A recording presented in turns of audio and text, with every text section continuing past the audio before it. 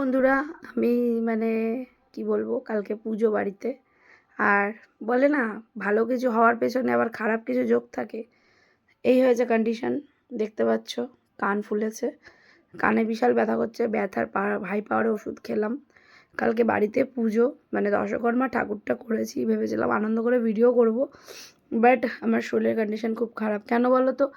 মানে যেহেতু আমাকে বিকালবেলায় গাড়িটায় করে যেতে হয়, আর হাওয়া লাগে, মানে পেঁচিয়ে রাখলেও তার ভেতর দিয়ে কানটায় হাওয়া লাগে, তো তার জন্য ব্যথাটা হচ্ছে। দেখো ফুলেছে, দেখতে পাচ্ছ। একটা কথা না ভাবি, যাদেরকে দেখি না, ওই যে কী সুন্দর দেল্লাড়ি মেরে ঘুরে বেড়ায়, কী সুন্দর, মানে মানে কি বলবো, কিছু কিছু মানুষ মানে ভাগ্য নিয়ে আসে যে পরের টাকা খাবে, পরের ইয়েতে দেল্লাড়ি মারবে। অনেকে আছে বাবা মার টাকা দেল্লাড়ি মারে, কিছু ছেলে মেয়ে। কিন্তু আমি জীবনে কোনো দিন দেল্লাড়ি কী জিনিস সেটা জানিনি। ছোটোর থেকে কষ্ট, মানে কষ্ট বলতে কি, সুখও করেছি, কষ্ট করেছি, মানে কর্ম করেছি। সব থেকে বড় কথা, ছোটো থেকে কর্ম করেছি। মানে পুজো আসলে পুজোর সব কিছু নিজের হাতে করেছি। এখন একটু বোন করছে, বাজার থেকে সব কিছু থেকে। আমার মনটা এত খারাপ যে ঠান্ডাটা হট করে এরকম জাঁকিয়ে গেছে, মানে এরকম লেগেছে দেখো ফুলে। তো আমি মানে বাজার টাজার করেছি বিকালে, আজকে আবার কিছু বাজার করব।